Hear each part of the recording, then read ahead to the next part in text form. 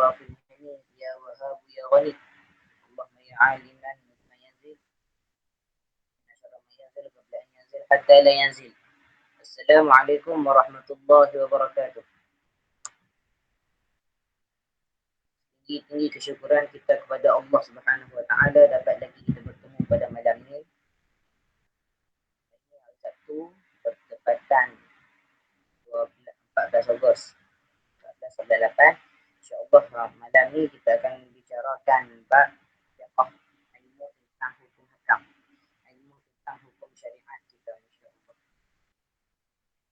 Jadi apa kita nak bicarakan malam ni? Kita nak bicarakan tentang salatul Jumu'ah wal Jamaah.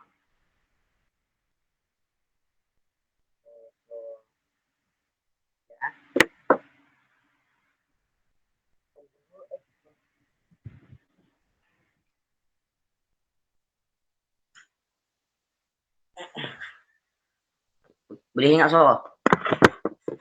Suara jelas tak?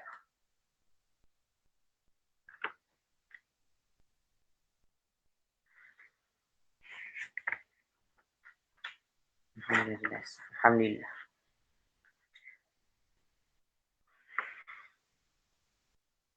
Katanya musannif rahimahullahu ta'ala, wal jumu'atu fardu 'ainin 'ala kulli muslim dzakarin hurrin hadirin bila 'udhrin syar'iyyin kal marad wal matar.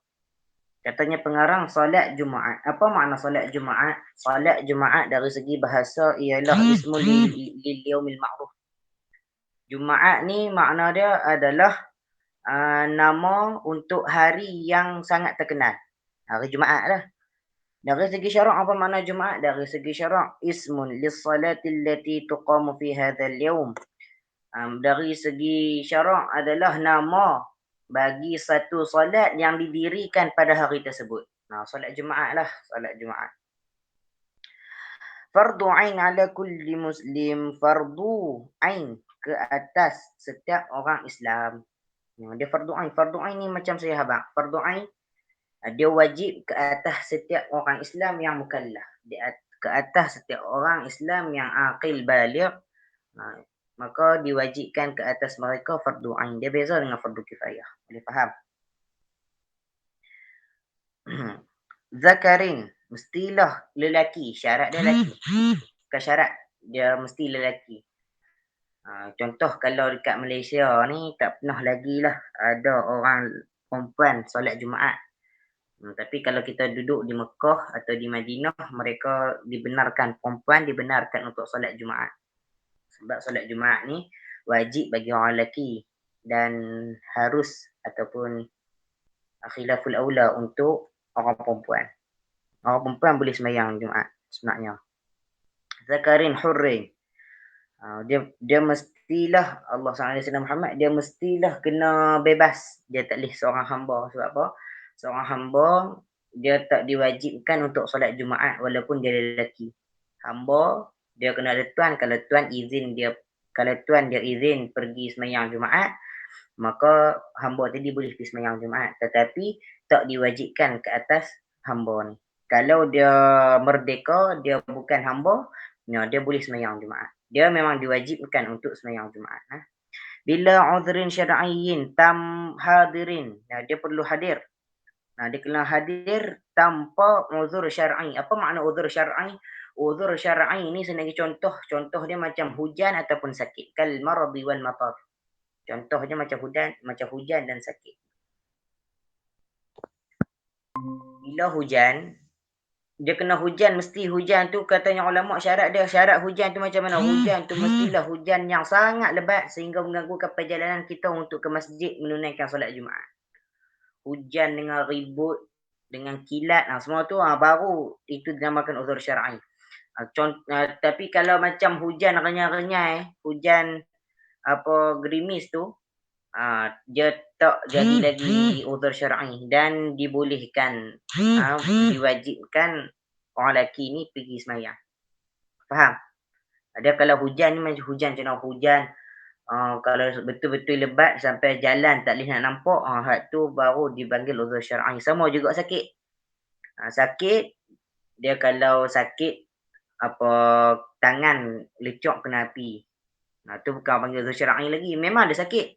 Tapi dia tak digolong dalam golongan uzur syar'i sebab tangan sakit, yang nak gerak ni mana? Yang nak gerak sakit, anggota semua anggota badan lah, lutut kita, jari-jari kita, tangan kita.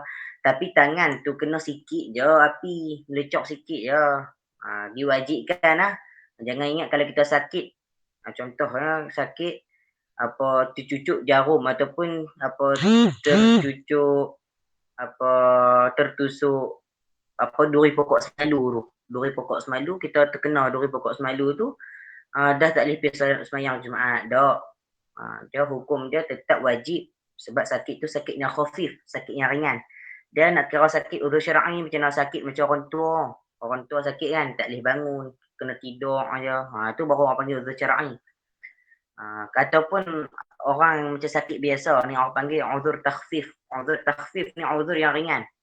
Dia boleh berjalan, masih lagi boleh berjalan, masih lagi boleh diri, boleh duduk, boleh sembahyang Jumaat. Kalau dah terlentang ke atas katil tu kena masuk hospital berapa puluh kali, barulah tak diberatkan ke atasnya solat Jumaat. Boleh faham? Wa min syurutil Jum'ati khutbatan, dan daripada syarat-syarat solat Jumaat juga adalah dua khutbah.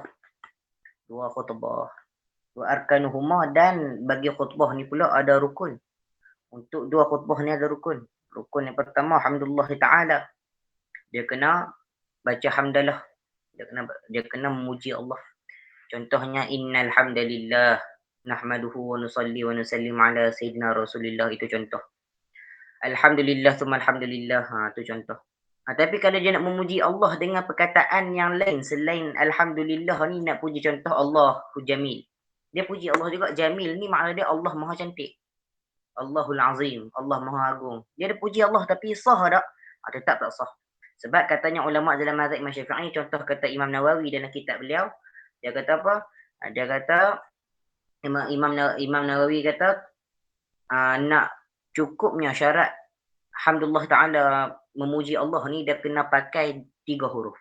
Ha, mim, dal. Katanya hamdun lah. Hamidun. Dia kena pakai 3 huruf ni. Kalau tak pakai 3 huruf ni, maka tak sah dia punya rukun. Walaupun dia memuji Allah dengan perkataan yang lain, tetap tak sah. Dia kena pakai juga innal hamdulillah. Dia kena pakai alhamdulillah. Contohnya apa lagi? Alhamdulillah rabbil alamin. Tu semuanya sah. Tapi contoh dia nak baca khutbah, Allahul Azimul Jamilul Kabir, tak boleh. Tak sah. Tak sah. Wassalatu ala Nabi sallallahu alaihi wasallam, na salawat ke atas Nabi sallallahu alaihi wasallam. Ni rukun. Kan, innal hamdalillah nahmaduhu wa nusalli wa nusallim ala sayyidina Rasulillah wa ala alihi wa sahbihi wa man tabi'ahum bi ihsani ila yaumiddin. Allahumma salli ala sayyidina Muhammad wa ala ali sayyidina Muhammad.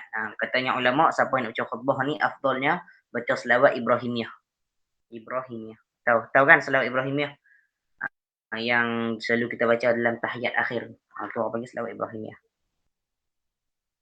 Wal wasiyatu bittaqwa, dan kita kena wasiat. Rukun yang ketiga, kena wasiat dengan wasiat taqwa. Usikum wa nafsi bittaqwallah faqad fazal muttaqun. Dia kena wasiat dengan taqwa. Wa qira'atu ayatin minal Qur'ani mufhimatin fi ihdahuma. Dan rukun yang keempat, dia kena baca ayat Al-Quran yang faham, yang boleh difahami. Di antara pada salah satu khutbah. Contoh kalau kita baca ayat Al-Quran, khutbah yang pertama, khutbah yang kedua tu dikira sunat dah. Tapi selalunya kita dengar orang baca ayat Quran ni pada khutbah pertama. Contoh, khutbah tajuk dia berzina, tajuk dia tentang zina. Jangan dah baca ayat Quran berkenaan dengan selawat. Dia kena baca ayat Quran tentang zina jugalah. Qala Allah Ta'ala fi muhkami tanzilih wa la taqrabu zina. Ayat tentang zina. Faham? Kemudian wa du'a'u lil mu'minina fil akhirah, dan dia kena berdoa untuk orang yang beriman, pada khutbah yang kedua, khutbah yang terakhir. Dia kena berdoa kepada orang yang beriman. Faham? Allahumma fir lil mu'minina wal mu'minat wal muslimina wal muslimat. Tu di antara dia. Tapi yang macam asyhadu an la ilaha illallah wahdahu la syarikalah, Itu sunat. Atau contoh lagi penutup khutbah barakallahu li wa lakum fil Qur'anil azim. Itu pun sunat. Ibadallah innallaha ya'murukum bil 'adli wal ihsan. Itu pun sunnah. Yang wajib apa dia? Yang wajib memuji Allah, selawat ke atas Nabi, wasiat dengan wasiat taqwa, baca ayat Quran yang boleh difahami dan doa untuk orang yang beriman. Itu syarat-syarat sah khutbah Jumaat. Dan wajib an yaktuba, dan diwajibkan untuk si khatib. Untuk khatib ni orang yang baca khutbah. Khatib ni orang yang baca khutbah. Dia wajib apa dia? Qaiman. Dia kena berdiri. Dia kena berdiri. Kalau baca duduk sah tak? Baca duduk tak sah. Illa lam yastati'. Kecuali dia tak mampu nak berdiri. Contoh, tak ada siapa yang boleh baca khutbah time tu. Tu imam ni pun dah tua dah. Umur pun 78 tahun masih jadi imam lagi. Time tu anak-anak muda siapa pun tak boleh nak baca khutbah. Jadi tu imam ni dengan pakai tongkat, tak boleh nak berdiri lama. Dia pun baca khutbah duduk. Sah tak? Sah, sebab dia tak mampu nak berdiri lama. Fa'illam yastati' falmustalqiyan. Kalau tak mampu juga untuk duduk, dia tak nak duduk, dia kena baring, mengiring belah kanan. Mengiring belah kanan. Ini payahlah nak jumpa orang baca khutbah mengiring ni. Memang kalau kita jumpa memang nampak pelik lah. Tapi kalau orang yang betul-betul tak berkemampuan nak baca khutbah sama ada berdiri ataupun duduk, dia kena mengiring belah kanan. Tapi hukum mengiring belah kanan yang baca khutbah ni khilaful aula. Khilaful aula ni perkara sebelum makruh. Dia kita tahu ada 5 je dalam Imam Al-Ashirah Maturidiyah ni. Imam Abu Hasan Al-Asy'ari ada 5 saja. Dia ada 5 saja. Wajib, sunat, harus, makruh, haram. Kalau Imam Abu Mansur Maturidi, saya selitkan sikit dengan akidah. Kalau Imam Abu Mansur Al-Maturidi, dia ada 6. Wajib, sunat, harus, makruh, khilaful aula, haram. Tapi dua-dua ni pegangan ahli sunnah wal jamaah juga. Tapi mereka bukannya khilaf dalam bab usul. Tak. Mereka bukannya khilaf dalam bab asal-asal agama tak. Mereka khilaf dalam berkenaan dengan furu', berkenaan dengan cabang-cabang tauhid. Contoh macam sifat 20 ni, mereka ada apa khilaf dalam tu. Tapi yang tauhid ni, asal tauhid ni mereka tak ada khilaf. Mereka tetap dengan pendapat masing-masing. Qaiman. Kemudian mutatahhiran mastural aurah, mestilah tok khatib tu kena bersih. Bersih ni apa makna bersih? Bersih ni katanya ulama yang fudu minal hadatsil akbar wal asghar. Dia mestilah bersih daripada hadas besar dan hadas kecil. Contohnya hadas besar ni, pada hadas besar ni saya nak kongsikan sedikit. Hadas besar ni selalu kalau kita mengaji di kafar. Contoh dulu saya mengaji di kafar kan. Siapa mengaji sekolah rendah mungkin dia akan mengaji kafar. Contohnya kalau dia mengaji kafar. Dia mengaji kafar yang saya faham dulu, hadas besar ni berak, hadas kecil ni kencing. Tapi bila saya mengaji alim, saya mengaji kitab, rupanya salah. Hadas besar tu perkara yang diwajibkan untuk mandi. Dia beza. Apa beza hadas kecil dengan hadas besar? Hadas kecil allazi yajibu alaihi alwudu, yang perkara yang diwajibkan untuk dia berwudu. Contohnya macam kecil macam berak ni kan. Lepas kita berak, lepas kita kencing semua, kita kena ambil wudu. Hadas akbar katanya ulama, contoh saya tengok dalam kitab Al-Iqna'. Dalam kitab Al-Iqna' kata apa? Makna hadasul akbar ay alladhi yajibu alaihi yaghsil. Makna hadas besar ni apa yang diwajibkan untuk dia mandi. Yang diwajibkan untuk mandi, caranya mandi wajib lah. Mandi wajib. Contohnya keluar air mani bagi lelaki, dia ihtilam, dia mimpi, dia keluar air mani. Maka diwajibkan untuk dia mandi. Bagi perempuan dia keluar haid, diwajibkan untuk dia mandi. Selepas kita bersetubuh, berhubungan badan dengan isteri kita, diwajibkan mandi. Itu orang panggil hadas besar. Ataupun hadas kecil, dia diwajibkan berwuduk. Contoh lepas kita buang air kecil, kita berwuduk, tak perlu mandi pun. Faham elok-elok. Kata Kelantan, faham molek-molek. Mutatahhiran, dia kena bersih daripada hadas kecil dan hadas besar, dan mestilah dia melakukan sunnah-sunnah di dalam hari Jumaat. Contoh dia pakai putih, pakai minyak wangi, pakai yang pakaian tu mestilah lebih elok daripada hari-hari yang lain. Itu sunnah saja. Masturul aurah dan mestilah tu imam tu tutup aurat. Tak pernah jumpa lagi lah tok khatib yang dia baca khutbah ni pakai seluar pendek, pakai singlet, pakai topi sudu tu baca khutbah. Tak pernah jumpa lagi lah. Kalau ada pun tak sah khutbah tu. Wa yajibu julusu bainahuma fawqa tuma'ninati salah wal muwalah. Dan diwajibkan untuk dia duduk sekadar tamak-ninah. Dikira sebagai tamak-ninah lah di antara dua khutbah tu. Contoh khutbah pertama habis tu, barakallahu li wa lakum fil Qur'anil azim. Dia baca itu.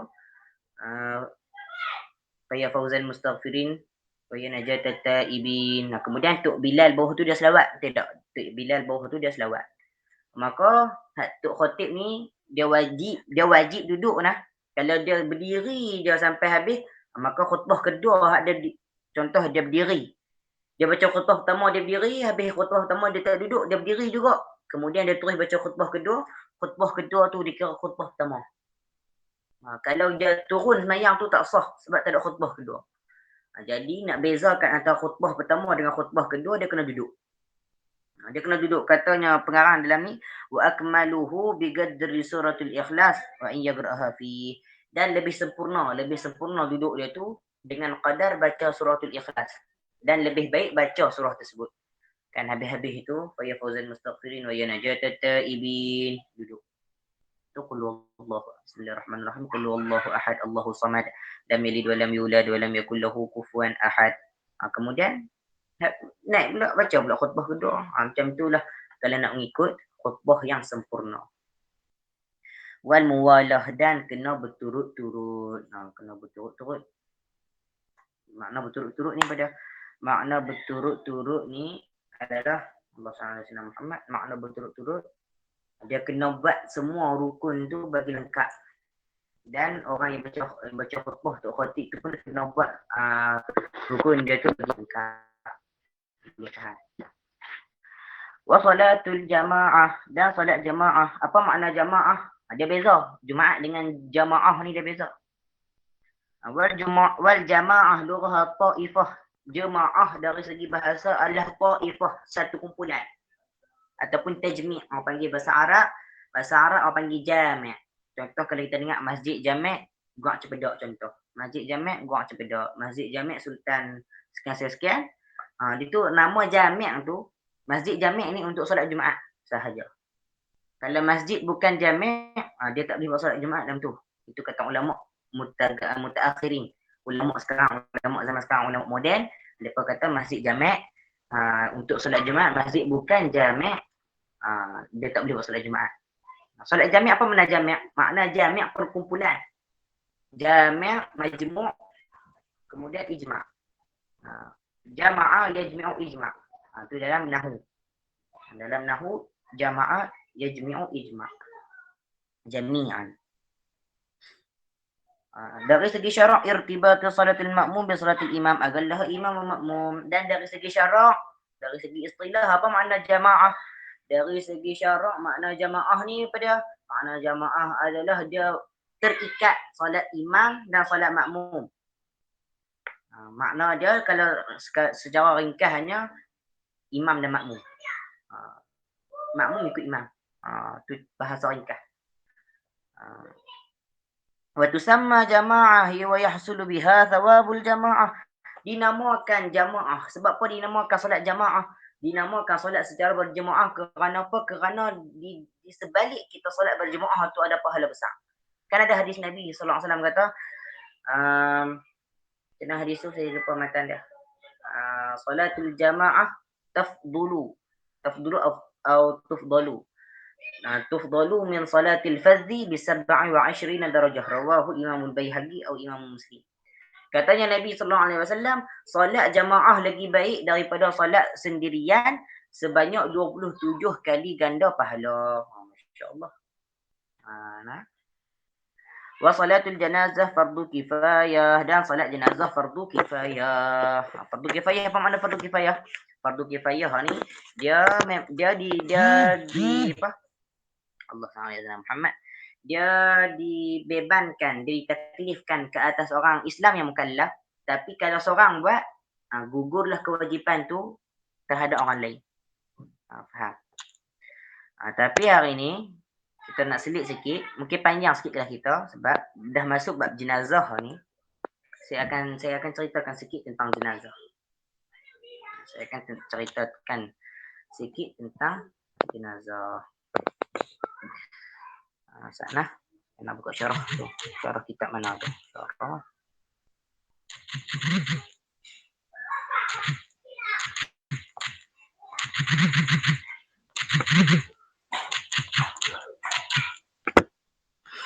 Allahu Akbar.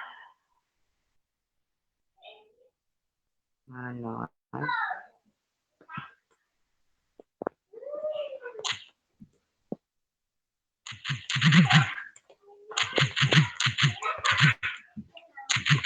La ilaha illallah Muhammadur Rasulullah.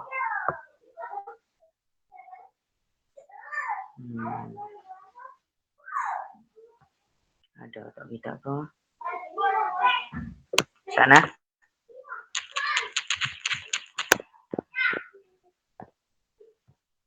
Okey, di antara apa perkara yang kita lakukan untuk orang yang kena sakaratul maut.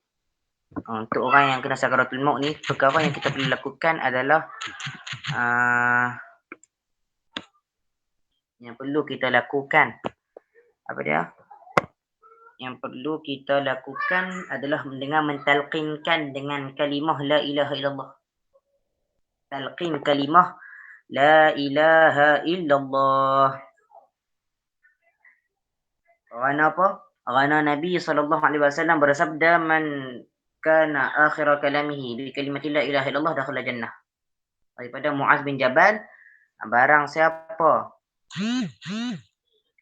siapa yang akhir kalam hidup dia dengan kalimah la ilaha illallah, maka dia akan masuk syurga. Masya-Allah.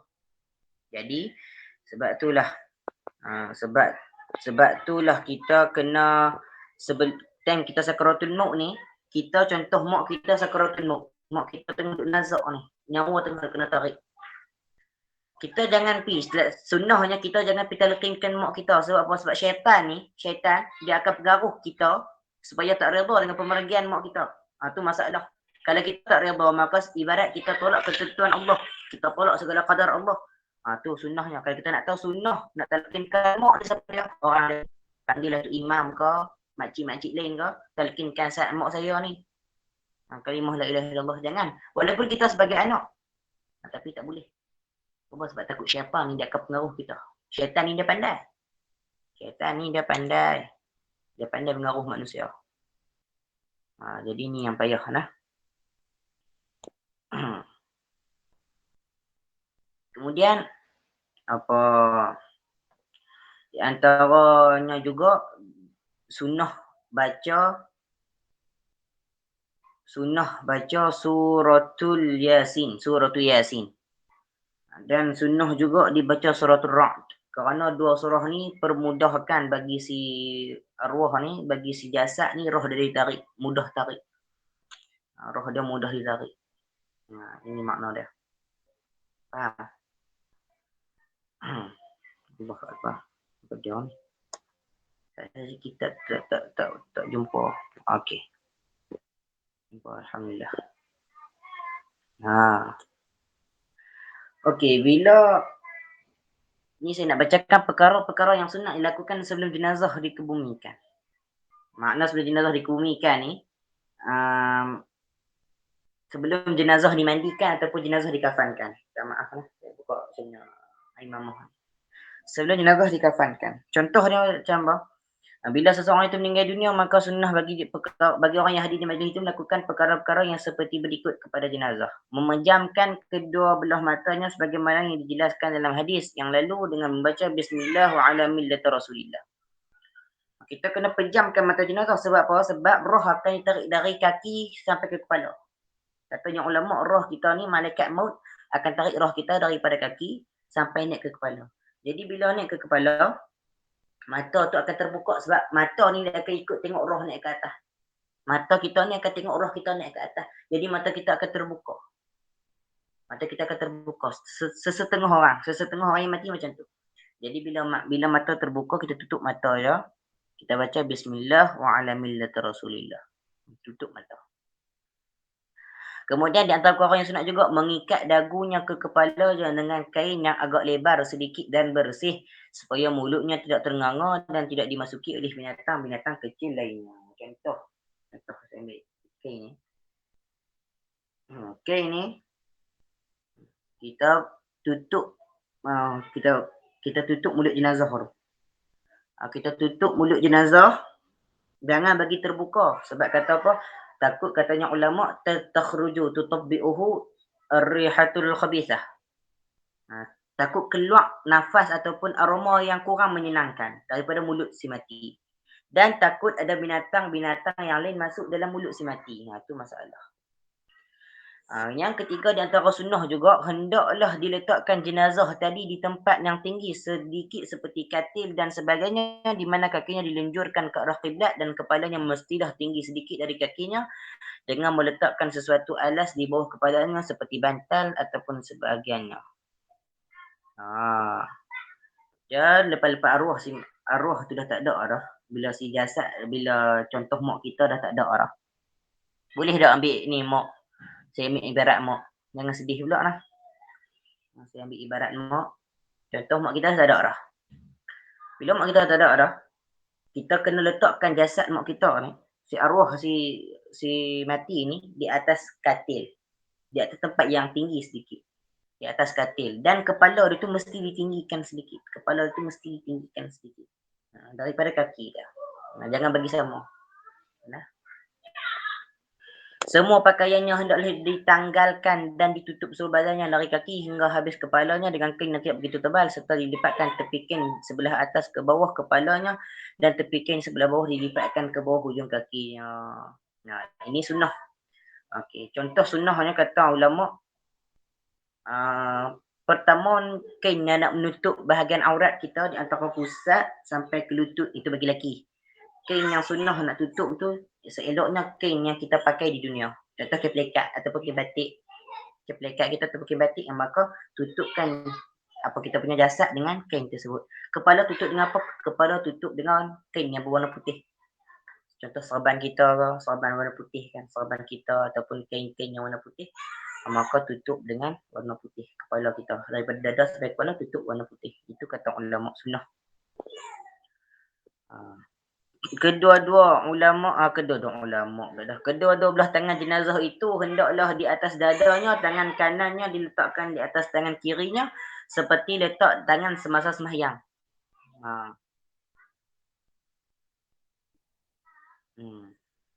Kita kena letak tangan si mati itu kita kena letak macam mana dia kita sembahyang. Tangan kanan di atas tangan kiri. Orang panggil qiyam. Qiyam. Sebab kita tak mau nak syabihkan, kita tak mau nak menyerupai orang kafir. Orang kafir kalau mati ada yang tangan kena buat macam ni. Ni saya nak buat tunjuk je, bukan saya nak ikut mereka. Ada tangan macam ni, ada tangan kena lurus. Tak ada orang mati, orang kafir mati tangan macam ni, tak ada. Jadi kita sebagai orang Islam tangan kena macam ni.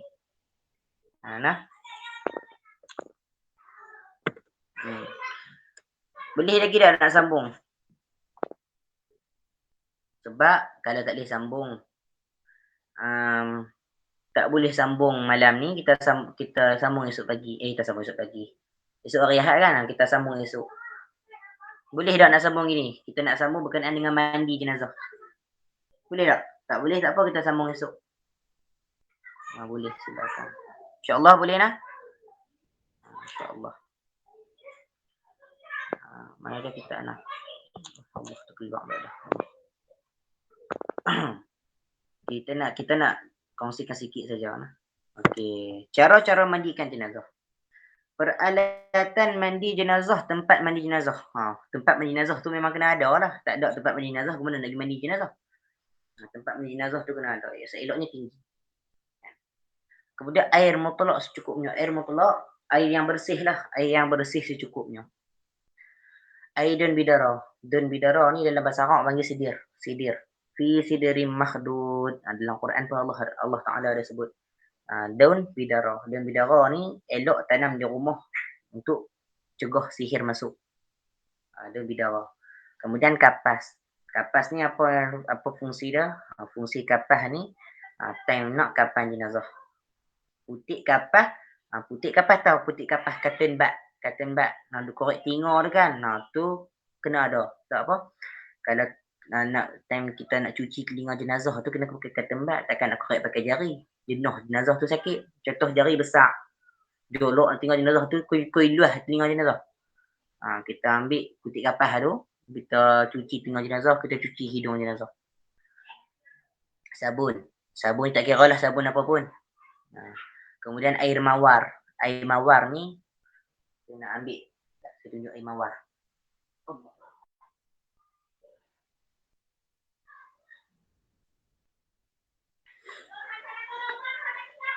Ni air mawar. Contohnya ni air mawar. Tapi air mawar ni apa untuk pakai di badan ni wangian. Contohnya ni air mawar juga ni. Tapi dia pakai untuk perfume, pakai wangian. Contoh air mawar yang nak gunakan untuk jenazah tu kalau kita pergi kubur lah, contoh kalau kita pergi segelintir kubur dekat tanah kuburan tu, kat tepi tanah kuburan tu mesti mereka akan ada jual ayak bunga mawar. Ayak bunga mawar ni untuk kita siram atas kubur. Jadi mawar tu lah yang digunakan untuk mandikan jenazah. Allah hilang dah. La ilaha illallah. Kemudian minyak atar. Minyak atar ni tak kira lah minyak apa pun. Tapi jangan minyak tu terlalu pekat. Minyak tu biarlah dia cair sedikit. Contoh macam minyak Hajarul Aswad. Orang tua selalu pakai. Pakcik-pakcik selalu pakai minyak tu. Minyak tu memang orang selalu pakai. Kalau saya menguruskan jenazah, minyak tu lah yang selalu akan pakai untuk tabak di atas kain kafan. Kemudian serbuk cendana. Serbuk cendana ni, wallah, saya nak sebut serbuk cendana sebab dia bau dah. Bau dia sangat busuk. Saya tak suka bercendana. Bukan tak suka sebab apa? Sebab dia busuk. Serbuk cendana ni daripada pokok. Dia daun. Dia pakisak, dia warna kuning. Ayak dia serbuk warna kuning. Kita nak buat temilah serbuk cendana ni. Serbuk cendana ni kita nak tabung atas kapas. Kita nak kapas jenazah. Ataupun atas kain. Kapok baruh. Kapur baruh ni saya tak suka bercendana tapi saya suka kapur baruh. Kapur barus ni dia memang wangi. Dia nak hindarkan syaitan dan nak mendatangkan malaikat. Sebab malaikat dia sangat suka. Malaikat memang suka bau kapur barus. Kemudian apron plastik. Apron macam kita tengok orang dia pakai PPE tu kan. Ada apron untuk uruskan jenazah COVID. Dia ada pakai apron jenis tu. Kemudian bekas menjirus air, kiranya tempat cebok nak curus jenazah. Kita nak tengok pula orang yang boleh memandikan jenazah. Kalau jenazah lelaki, semua orang lelaki boleh mandikan. Dan ada juga isteri. Ulama ni ada khilaf nah. Isteri kalau dimandikan di rumah. Kalau mandi di rumah, contoh kalau ayah kita meninggal. Kita tak mandikan di masjid, kita mandikan di rumah kita. Jadi mak kita boleh mandikan ayah kita. Tapi tak boleh ambil wuduk. Mak kita tak boleh ambilkan wuduk ke ayah kita. Sebab apa? Sebab ayah kita dengan mak kita kalau sentuh batal ayat semayang. Faham? Tapi selepas ambil wuduk dalam nak cium tu boleh. Ulama kata boleh. Tapi nak ambilkan wuduk untuk si suami tak boleh. Faham? Orang yang haram nikah dengan dia. Orang yang haram nikah ni macam mak dia, tok dia, boleh. Kita kalau kita mati, mak kita boleh pergi mandi. Isteri kita boleh pergi mandi. Tok kita boleh pergi mandi. Jenazah perempuan pun sama juga. Kesemua perempuan, orang suami dia dan orang yang haram nikah dengan dia. Terutamanya saya nak sebut ulama ni, ulama ahli sunnah wal jamaah, bila kita bicarakan bab pengurusan jenazah ni, mereka sangat pentingkan kepada anak-anak. Tambah-tambah anak lelaki. Anak lelaki ni time ahli keluarga dia, mak atau ayah dia meninggal. Paling penting mak atau ayah dia meninggal. Memang dia ni kena ambil peranan penting dalam menguruskan jenazah. Kalau boleh magi mandi dia, kapan dia, solat jenazah dia imam, turun dalam liang pun dia, baca talqin pun dia. Anak, itu mak ayah dia kena hantar anak dia mengaji agama. Kalau dia tak hantar anak-anak mengaji agama, takut nanti pahala jariah untuk si mak dengan ayah ni tak ada. Kita tengok lah ni kan, ramai orang dalam TikTok, semua tu duduk gelek depan tu. Duduk gelek depan kamera, Allahu Akbar. Tu masalah. Nanti kalau mereka nak pergi mandi jenazah nanti. Kalau mak ayah mereka meninggal. Bila tanya anak mana main kena jadi imam. Dia kata dia tak tahu. Salah mak ayah juga. Mak ayah kita, kalau mak ayah kita meninggal, kita habaq kat orang lain kata kita tak tahu cara nak mandikan jenazah. Kita tak tahu cara nak solatkan jenazah. Mak ayah kita tengah duk mati tu dia sedih. Dia sedih. Dia rasa menyesal sebab apa aku tak hantar anak aku pergi mengaji tahfiz. Sebab apa aku tak hantar anak aku pergi mengaji agama. Jadi anak-anak lelaki ya.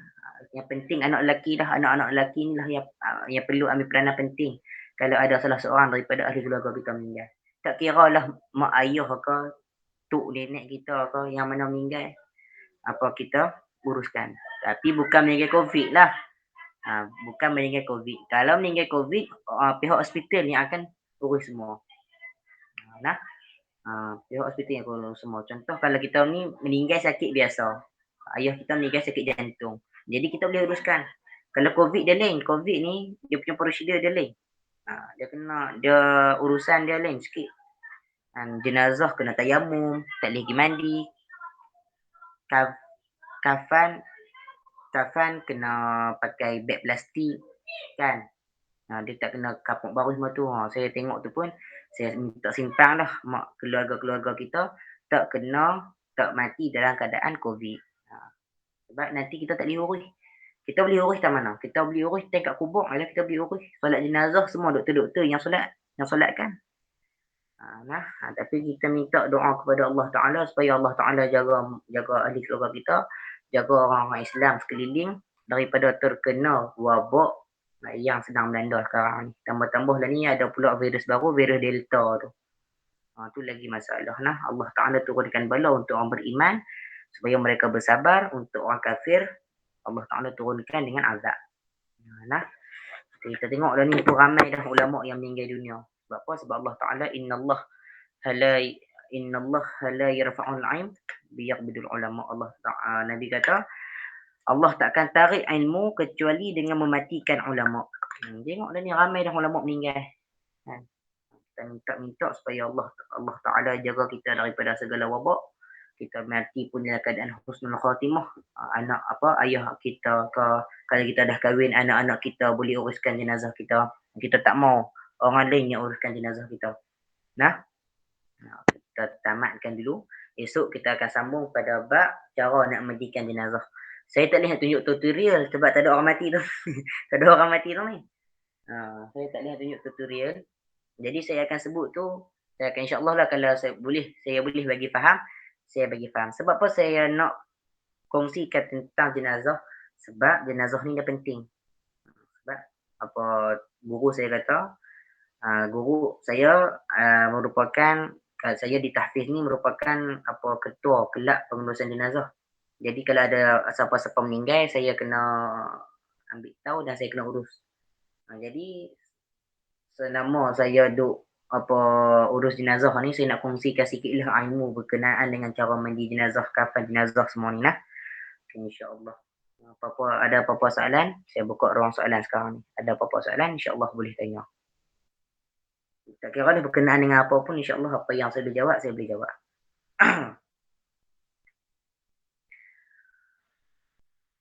Ada soalan? Allah Akbar.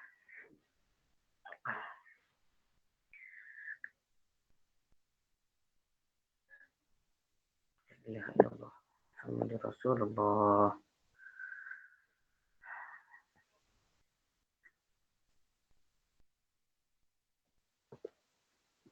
Ada tak soalan?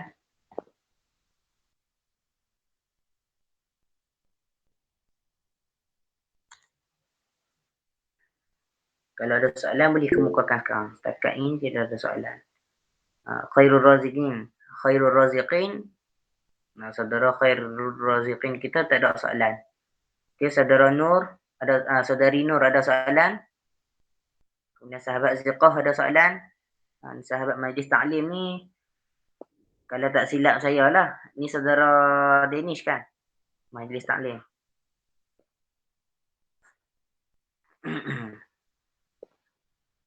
InsyaAllah kalau tak ada soalan, kita nak tutupkan majlis kita. Tidak ada soalan. Masalah Ziqah tak ada soalan. Nur ada soalan, Nur? Sahabat Nur ada soalan? Tidak ada soalan. Majlis taklim pun tidak ada soalan. InsyaAllah. Tak ada soalan lagi. InsyaAllah kita tutupkan majlis kita dengan bacaan doa penutup majlis. أعوذ بالله من الشيطان الرجيم. ربنا انفعنا بما علمتنا رب علمنا الذي ينفعنا رب فقهنا وفقه أهلنا وقرابات لنا في ديننا مع أهل القدر أنثى وذكر ربي وفقنا وفقهم لما ترتضي قولا وفعلا كرما وارزق الكل حلالا دائما وأخل أتقياء العلماء نحظى بالخير نكفى كل شر ربنا وأصلح لنا كل شؤون وأقر بالرضا منك العيون واقض عنا ربنا كل الديون قبل أن تأتينا رسل المنون واغفر واستر أنت أكرم من ستر وصلاة الله تغشى المصطفى من إلى الحق دعانا والوفاء بكتاب فيه للناس شفاء وعلى الآل الكرام شرفاء وعلى الصحب المصابيح الغرر اللهم اهدنا بهداك واجعلنا ممن يسارع في رضاك ولا تولنا وليا سواك ولا تجعلنا ممن خالف أمرك وعصاك وحسبنا الله ونعم الوكيل ولا حول ولا قوة إلا بالله العلي العظيم يا ربنا اعترفنا بأننا اغترفنا وأننا أسرفنا على لظى أشرفنا فتب علينا توبة تغسل لي كل حوبة واستر لنا العورات وآمن الروعات واغفر لوالدينا ربي ومولودنا والأهل والإخوان وسائر الخلان وكل ذي محبة أو جيرة أو صحبة والمسلمين أجمع آمين ربي اسمع فضلا وجودا منا لا باكتساب منا بالمصطفى الرسول نحظى بكل سولي بالمصطفى الرسول نحظى بكل سولي بالمصطفى الرسول نحظى بكل سولي صلى وسلم ربي عليه عد الحب وآله وصحبه عدد الطش الصحب والحمد للإله في البدء والتناهي حمدا كثيرا دائما حبة النسائم سبحان ربك رب العزة عما يصفون وسلام على المرسلين والحمد لله رب العالمين.